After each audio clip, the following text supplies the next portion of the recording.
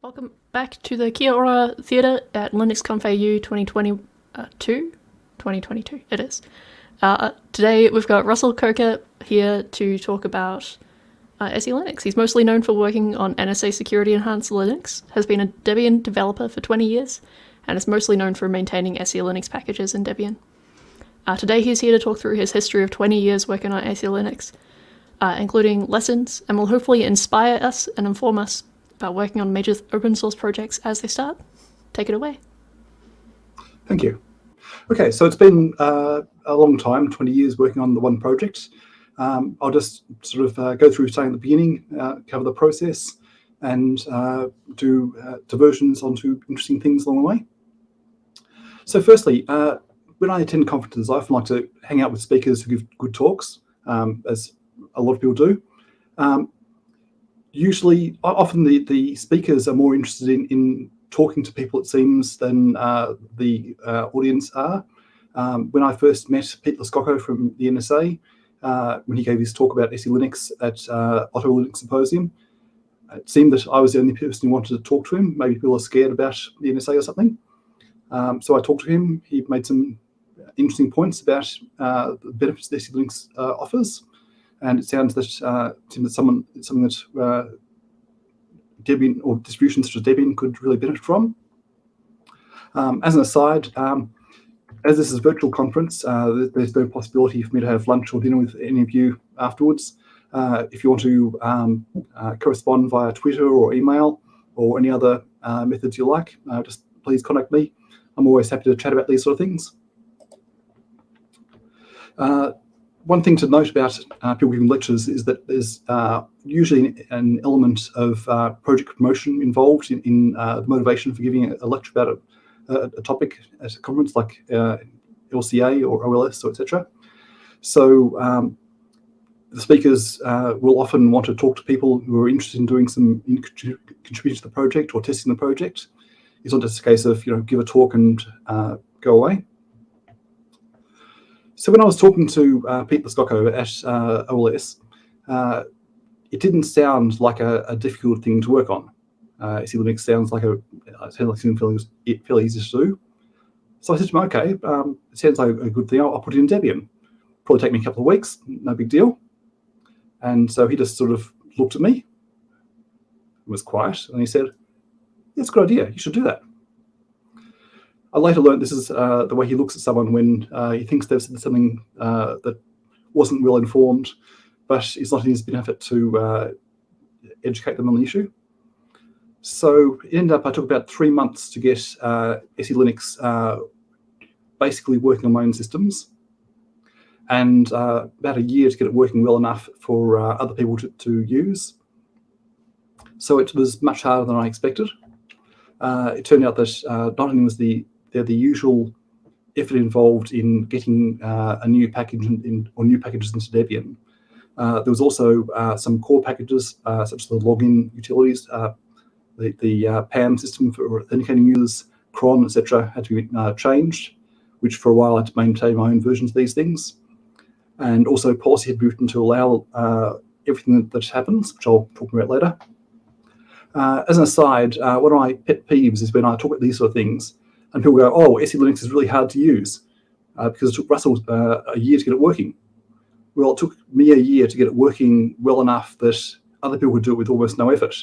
The hard work is involved in getting software to the stage that other people can just install and have it work. So SELinux, yes, there are some aspects of it that require some effort for it to use, but you don't have to do the hard things that I've done. Now, one lesson I've learned about projects for the long term is the value of documentation. On SELinux, like pretty much all projects, there's a lot of scope for improving documentation. And good documentation helps developers as well as users. Even experienced developers, you'll often not be able to memorize everything that's involved in it. There was one stage when I had pretty much memorized all the SELinux policy. The policy is there's a set of rules that determines what each program is allowed to do. But it's much more complex now than it was then because there's more programs supported. There's been more corner cases discovered of the operation of these programs. So no one can really memorize everything, and documentation is useful even people who are experts. The best time to start writing documentation is when you join a project. When you're an expert on something, then everything seems obvious, and it's hard to determine which of these things that seem obvious to me are things that would not be obvious to other people. Whereas someone who's just joined, there are some things that are not obvious to them, and as soon as they learn, they could document it usefully and provide a real improvement in documentation for the benefit of all the other users. And also, writing documentation doesn't require much coding skills. There's different types of documentation, of course. Use documentation doesn't require much coding skills. There's also documentation on the build process, etc., which requires some coding skills, but a lot less than actually changing the code. And I encourage anyone who wants to contribute to a project but doesn't think they're up to the coding in question to look into these areas. And also, there's wikis for all the different distributions of Linux, which can be improved a lot. As an aside, Arch Linux has a really, really good wiki. A lot of people have done some great work on there. Debian wiki is quite useful, but is not up to the level of Arch. So if people could improve that, that would be really good. It's something I try and spend some time on when I can.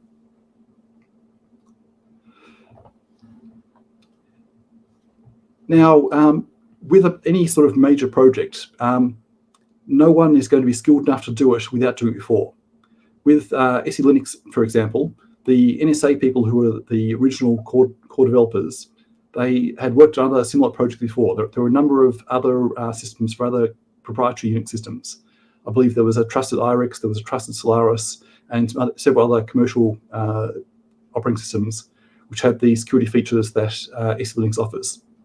And they came from the background of having done that before and just doing it again, which in some ways made it easier for them, but also in other ways perhaps made it a bit harder, because the way that the type of changes that will be accepted by these commercial distributions are quite different from what will be accepted by Linux. So there was several different versions of these things before we got to the stage of having code that Linux would accept. So if you're going to work on a major project, if you're going to do what I initially signed up to do when I thought it would take 2 weeks, that's a lot of work. And to think you can do that requires significantly overestimating your skill or underestimating the difficulty of the project, or both. A better plan is to look at a smaller part of the project. So in retrospect, I could have had a more accurate assessment of the situation and said, okay, I'll get the kernel code set up in patches against the Debian kernel, so other people can then work on some other areas. And that would have been a realistic thing to achieve. And then I could have a goal of, okay, let's get the login process going. Whereas saying, I'll just do everything and it can't be that hard, wasn't very realistic. It ended up that I had enough spare time and energy to do it and learn all the skills I needed. But that wouldn't necessarily be the case for anyone who might want to volunteer for such things. And one of the issues about SELinux is because it's a security system that covers pretty much all aspects of the way programs run. The process of writing the policy, the policies, the set of rules that determine what each program can do, requires understanding what all the programs do. And not many people have that little understanding. And the only way you can, most people can get it is by writing such a set of rules. So while the process of, for example, logging into a system might seem simple, it's actually a lot more complicated than you expect. You have the PAM system, pluggable authentication modules, that can run extra programs to do various tasks. And then the way these programs interact is more complex than most people would expect. One example is there's a setuid root program that's launched by PAM to check passwords. And it made sense to have this run on a Linux system, even if you're authenticating via a root process. And this the code wasn't written that way initially. It was written that said, if your ID is 0, then we'll just read the shadow file. If not, then we'll run this set UID program. And what we want to do is have this program not only be set UID, but also have a domain transition to a different SELinux security context, so that the calling code, even if it's running as root, won't have the ability to read the shadow password file. And a lot of little things like that resulted in ongoing work to maintain the patches going forward, which wasn't foreseen before we started working on this. Now, the history of SELinux. So the first version of SELinux, which I never actually used, relied on structure changes to the ext2 file system. And this is the same as was done for the commercial Unix systems, I believe. So basically, they found some unused space in the inodes and used them for indexes into a list of security contexts. So you map the security context of each file to this inode entry. That worked for commercial Unix systems, but it was something that Linus and the other people involved in ext2 would never accept. And also it's something that would never work with, well, would not easily at least work with other file systems. So if that system is going to be used, you need to have a similar patch for every file system supported and for every FSC program, FSCK program, etc. And there'll be a huge amount of work going forward. So the second version had a database stored in the root directory, which is run by the kernel. And another thing that, one thing that always gets rejected by the kernel maintainers is having the kernel open files directly. That's almost universally rejected. And definitely having the kernel open a database file and do database operations on it, that'll be probably even more worthy of being rejected. So that got rejected as well. Also, one of Linus's criticisms of SELinux at this stage was that it wasn't designed to work with other security systems. So the aim of the NSA people was that SELinux does everything you should want to do in terms of access control. As a side, I'm not going to speak much about the way SELinux works. I've spoken about it before. There's various YouTube videos of people giving lectures about it before. This talk is all about the development process. I encourage people to read, there's books about it as well. Over my shoulder, you can see some books I've got on display. There's lots of documentation on these things, but today here, I'm here to talk about the development process. So one sort of difference of opinion among developers was that the NSA people believe that SELinux is something everyone should use. It does everything you need. You don't need to have another managed control system. Whereas Linus almost always believes there should be alternatives. And for everything you might want to do, there should be another way of doing it. So this is a fundamental difference of opinion here. And of course, Linus gets to make the decision. So that meant the kernel patches had to be all changed to meet Linus's requirements. So this resulted in the development of the LSM, the Linux Security Module project. And so LSM is a set of interfaces to the kernel for various access control methods. And that means that after you have LSM patched in, it can then call any other security module that can do different things with these things. So the initial development of LSM was with SELinux and AppArmor. So AppArmor is a file name based access control system, and it's designed to only restrict certain programs. So, for example, in Debian, you have an AppArmor setup that is fairly default, which restricts programs like Apache, which is a useful thing to have, but doesn't restrict everything else. Whereas the way SELinux works is it's based on restricting access via inodes. So a file is renamed, that doesn't change the access to the file. And files are labeled when they're created and not relabeled any other way unless you explicitly decide to relabel them, whereas AppArmor is just based around file names. So there's different approaches to security. And so the AppArmor developers were the other developers who were working on LSM. And so initial support of LSM, that was those two systems that were included in the kernel patches. And then also Casey developed SMAC, which was sort of inspired by SELinux and permitted by the LSM. So once the LSM interface were in place, anyone could write any security module fairly easily.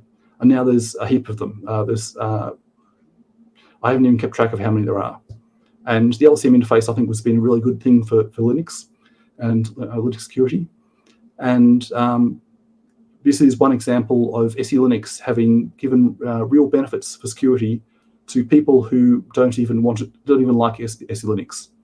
So even if you don't want to use SELinux, then you've got choices of AppArmor, SMAC, and other things, which wouldn't have been there if it hadn't been for the SELinux kernel development and the process of iteration to meet Linus's requirements. So in the final release of SELinux, we're using exatters for the file labeling, and that's the way it's being used today, with no plans for changing. So now there's a security namespace for exatters for SELinux and for other things. Now, for the policy development, the policy was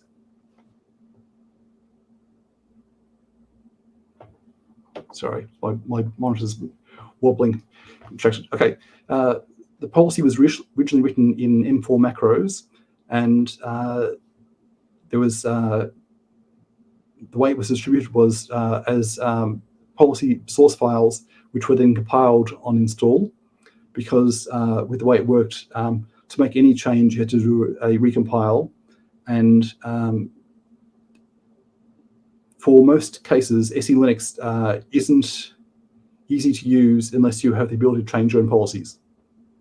So you can develop a policy for a particular use case, then roll it out to 100 machines, 1,000 machines without changes. That works fine. But if you want to develop the configuration of your systems, having a distributions policy with no changes at all probably isn't going to work that well, because there'll be some corner case that you have that they didn't cover.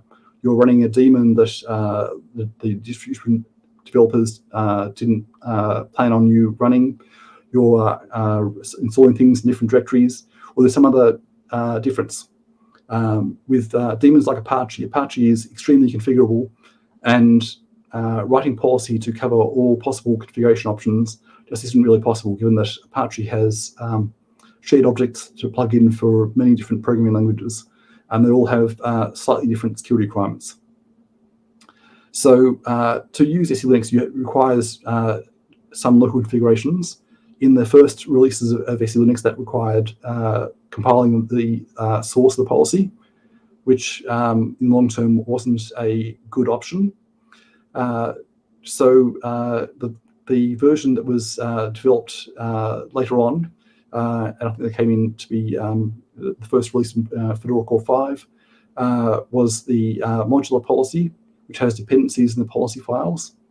And so basically you can you'd have a module defined which specifies which types in the policy it depends on, and they can be loaded into the policy for those types are defined. Types are the labels for processes, files, or other objects accessed by the system. And so, if, for example, you had a policy module that related to the Apache policy, you would say you depend on the HTTPD_T type, and then you could load it whenever the Apache's policy is loaded. Now, speaking of the changes made to other things for SELinux, because of SELinux, there have been a number of daemons which have been changed because of it. So with SELinux controlling the use of write execute memory, there have been a number of cases of daemons which have requested executable stacks and requested write execute memory mapping, which never actually needed it.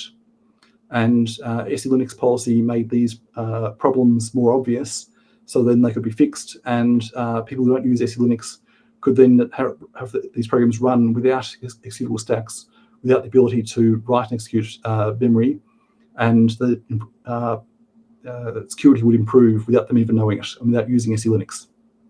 And also, there are choices made available. So for programs that use just-in-time compilation, which includes a lot of interpreters, as well as some things you might not expect, such as at one stage the ClamAV antivirus scanning system used just-in-time compilation as part of its optimizations. These things can be, with Easylinux, you can turn them on or turn them off in the policy. And so in that case, it might mean your antivirus system runs a little slower.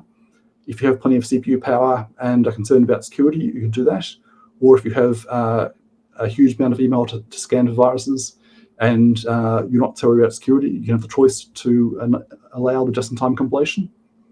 And in both cases, it's something that the developers upstream were aware of and could then write their code to support both cases.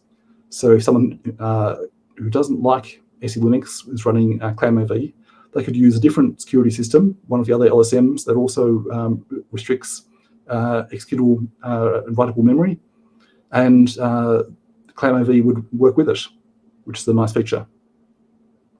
And another example is when I was in Japan one time, I had some friends show me a program that wasn't working with the SELinux policy. It was a program to allow typing in kanji.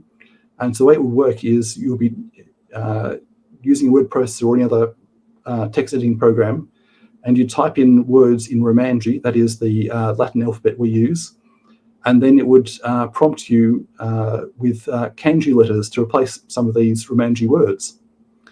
And the way it worked is the daemon that does the translation between Romanji, these words as we could type in our keyboards, to the kanji characters, was via a named pipe under /temp. A Unix domain socket under /temp. And that meant, of course, that basically everything you typed on such a configuration of a Japanese system would be sent to this named pipe under /temp. And therefore, if the daemon hadn't started and a hostile process had created a named pipe under that name, you will just see everything you type, which could be a major security issue. Now, it is possible with SELinux to make it slightly less insecure, and so that means that instead of having any program in the system being able to create that Unix main socket, you could be restricted to only processes in certain contexts, but that could still be a problem. So, for example, if you have a multi-user system with multiple people running in the same security context or similar security context, running word processors, one of them could, if the daemon wasn't running, start their own process and proxy the other user's data and see it all. So in this case, I said, no, we can't write SELinux policy to allow this program to run as a daemon and listen to a Unix domain socket in /temp. We need to find a better place for it, maybe something under /var/lib, and avoid these problems. So if, for example, you have a directory under /var/lib that is only writable by root or by a user ID just for that daemon, then most of the problems of this potential proxying of data go away.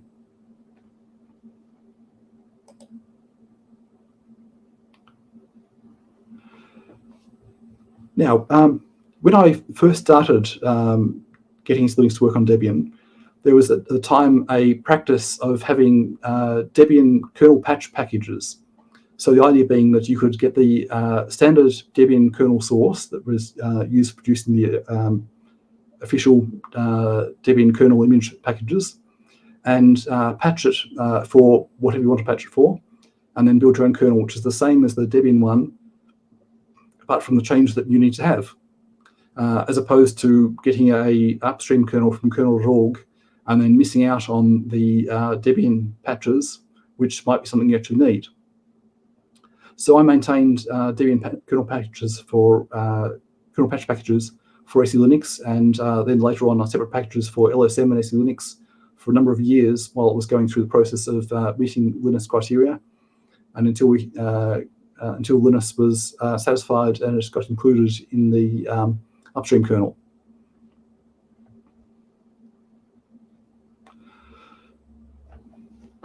So in retrospect, there could have been some time and effort saved by the NSA people and by everyone else who was involved in working on it if there'd been fewer implementations of labeling. The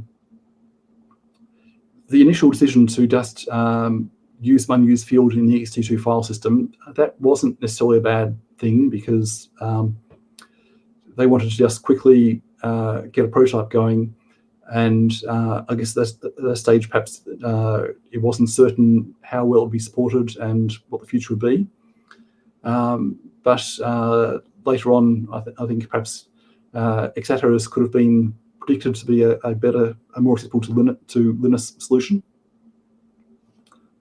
As an aside, after we got SELinux included upstream and included in Debian and CentOS, Linus apparently still didn't like SELinux at all. One time he met with me at LCA to just tell me that he didn't like SELinux, which was an interesting experience. So one of the things that I'm known for is running what I call Easylinks play machines. And this is a machine where I set up root as the guest account and allow people from all over the internet to log in and just try it out. So basically it means having no usable Unix permissions, Unix access controls, and just using SELinux. So that's been fun.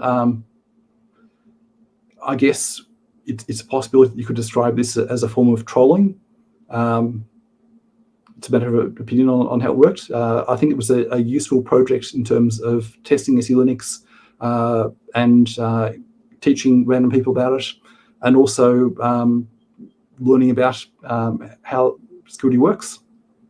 And along the way, there are a number of times when other people gained more access than expected to the machine, and told me about it, which is good. So the first version of the play machine didn't have a separate label for the shadow file, and that meant that anyone could read it. And that combined with the fact that the password wasn't a difficult to guess one for a machine.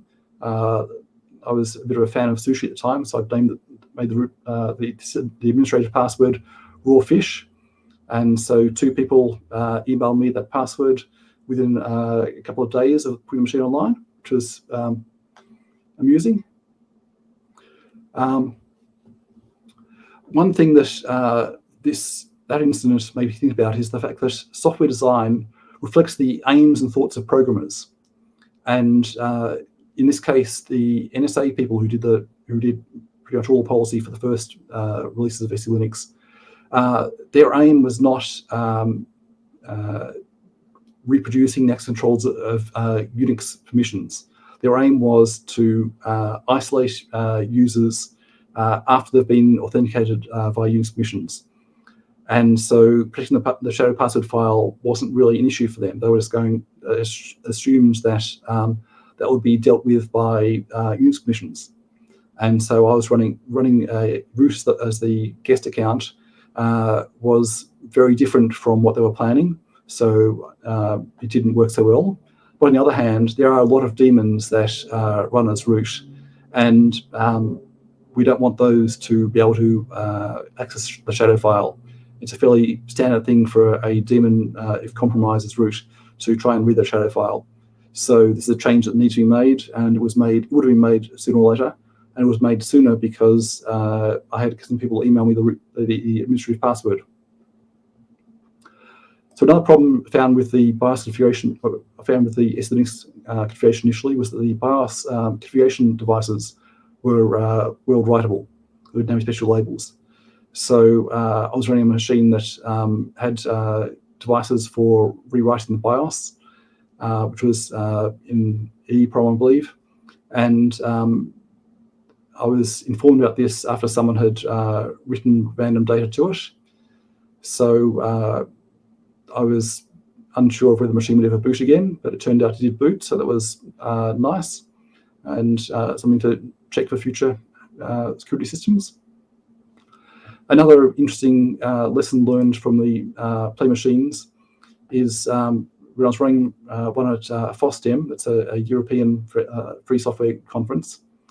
On the Debian stand there was a Debian machine running a old Apple Macintosh, demonstrating Debian on the M68K architecture. And the demonstration ended up being demonstrating how well a machine can be a SSH, run SSH and be a terminal emulator to log into the play machine, while one guy was spending a lot of time trying to compromise it. And he ended up winning. He discovered that the crontab program launched the editor with excessive permissions. And Vi, which is the default editor, allows you to launch a shell. So the shell would also have excessive permissions. And then he was able to access files he shouldn't be able to access and eventually gain elevated privileges.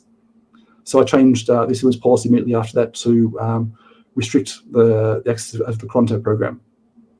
But this is good. It was something that hadn't been considered. The system is more secure, and even non-play machine configurations will be slightly more secure because of this. Another thing to learn about this is that competition drives interest. And this is the amount of effort that guy spent on testing the machine. You couldn't pay someone to do that. This is just, he wanted to show off how skillful he was, and he succeeded. His friends then took a photo of the slides when I was giving a talk about SELinux, mentioning about how he did it, just to as his prize, I guess. So yeah, that worked out well for everyone. I improved the policy. We all learned about more about security in Linux, and that guy got the honor of finding a flaw in the SELinux policy that was being used at the time. And there also were a lot of people who thought they'd cracked it, and people just didn't get the concept. One was a guy who was wrote a script to just kill the shell of every other user who logged in on the guest account, which isn't cracking it. This is a denial of service attack, and only worked against people with the same access as him, which was the guest user. And so, of course, I could log in and kill his script, and so that wasn't effective. Also, I noticed he was trying to forward X11 connections. So I changed the SSH connection to configuration to allow X11 forwarding, and then ran the Xlogo program on his screen. And he tried to deny it was there. And I said, okay, do you give me permission to read the keyboard of the person who has this Xlogo display on their screen, which is the person which is not you, I guess? And then he logged out and went away, which was amusing. So anyway, you need to be fairly combative to run a challenge machine like that. And because there was a lot of hostility that resulted from it, and a lot of amusement. And I think that for general computer security stuff, that sort of attitude helps, because there are a lot of crazy people out there, and a lot of people want arguments and things. But it's also amusing. There have been a lot of conspiracy theories about the NSA. None of them have any truth, as far as I'm aware. The NSA people are smart programmers who are very studious, not very exciting.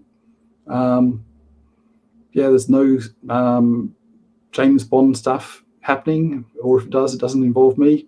But you work on some interesting code, hang out with people who know a lot about computer science, and have interesting stories to tell about other programming tasks. So in terms of hanging out with skilled programmers and learning about computers, SELinux has been really great. It's something I can highly recommend to other people. If you're after James Bond stuff, I don't know what to do because it hasn't involved me. About 10 years ago, people stopped telling me about conspiracy theories, which is in a way a relief, because it's just nothing to do with me, but also makes things less exciting, I guess. They probably still believe that kind of stuff, but doesn't involve me.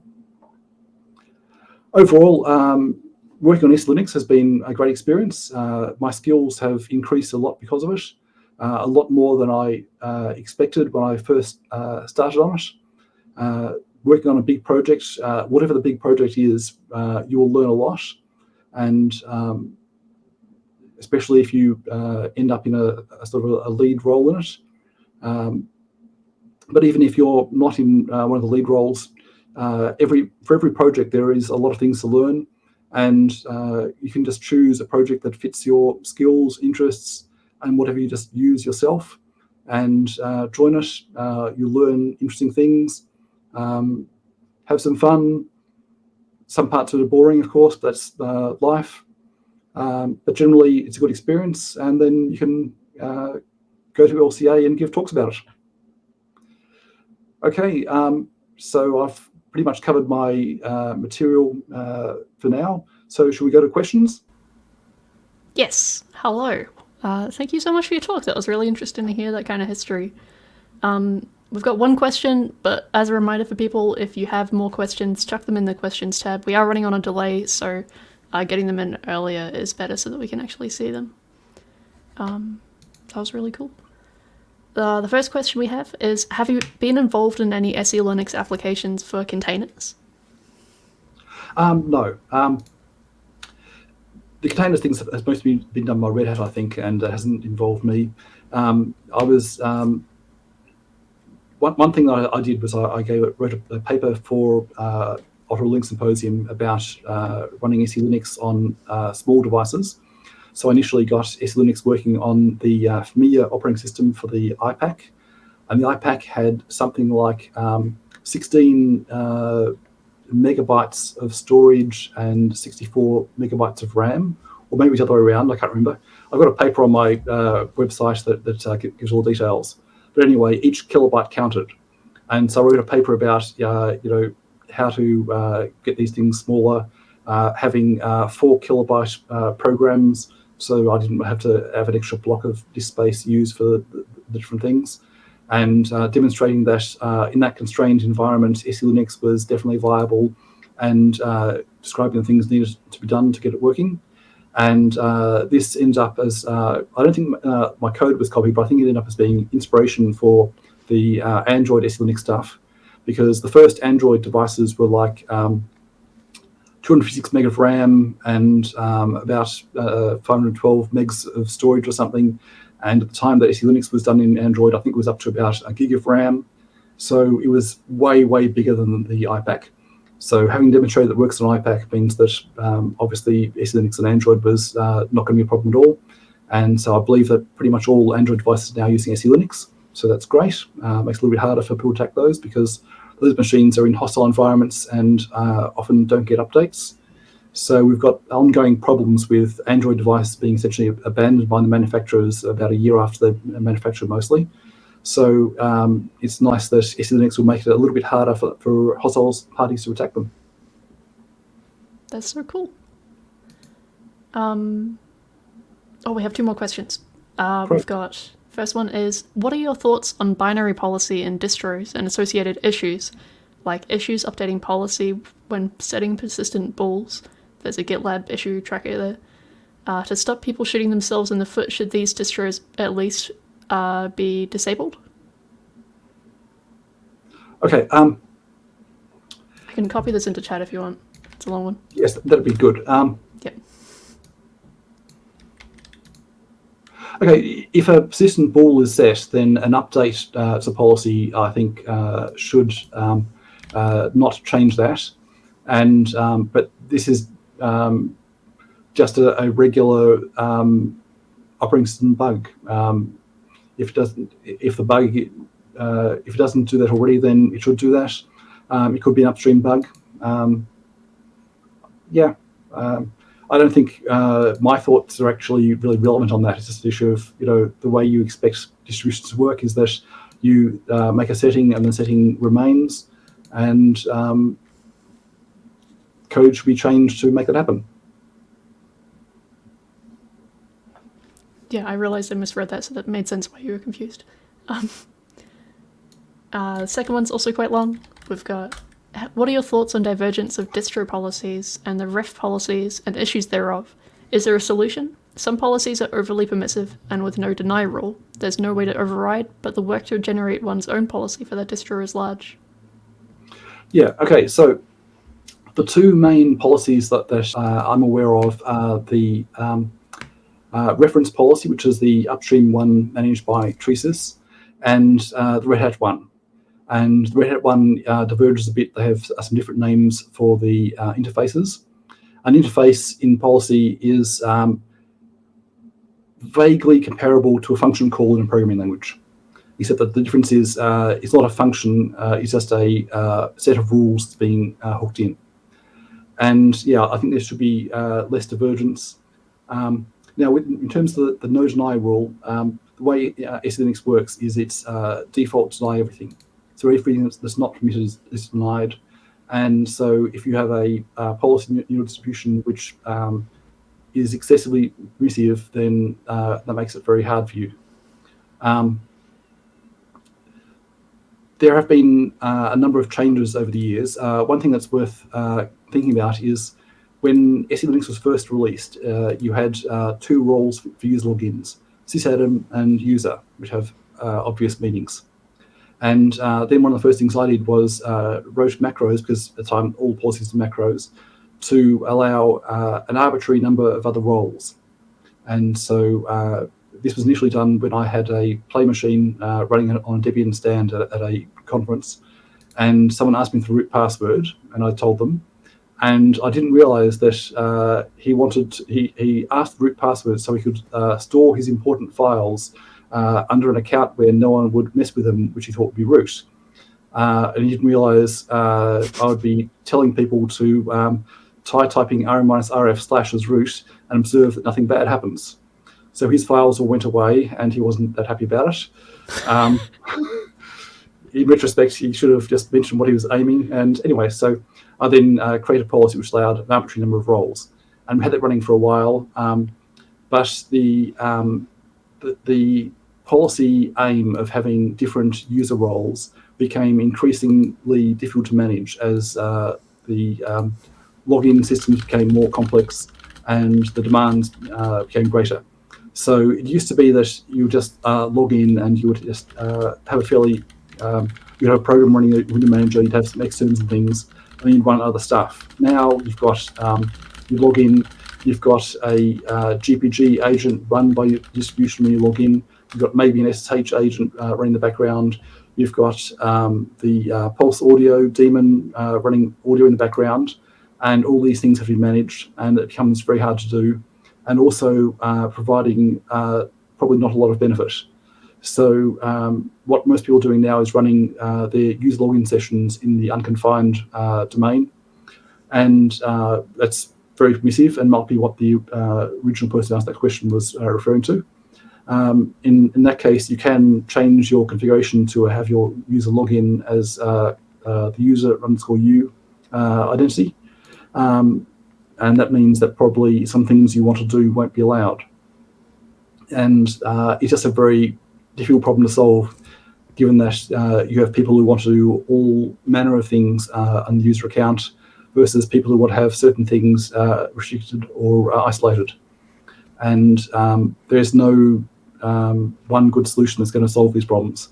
One thing with Android having, I believe Android has a separate Unix UID for each application, and that sort of approach can give real benefits without going down this path. And so maybe we should be considering other ways of running regular user stuff on Unix desktop sessions. There has been talk of, I think there was a talk at a previous LCA about using systems like Docker for running various desktop apps under a user session. And that sort of thing can provide some real benefits, I think, and without making it too hard to manage. And also another approach is the Tails approach of having separate sessions for every program. That also is in its own way very difficult to use. The problem with security is always balancing out with usability. And if you say, I want to do everything possible and also have everything secure, that's probably not an achievable goal. I'm gonna cut into this. I feel like you have an entire another talk here. I talk for hours, literally. This is a really good conversation. Thank you so much for this. We do have a couple more questions, including a conspiracy theory question that I will drop into the post-talk chat. Okay, sure. Kia Ora Theatre. I said that very wrong. Yeah, thank you so much for talking with us today. Thank you. Our next talk is visualizing and tracing requests through a cluster, integrating open tracing into OpenStack Swift with Matthew Oliver. And that's at 2:25 AET, so in like 10 minutes.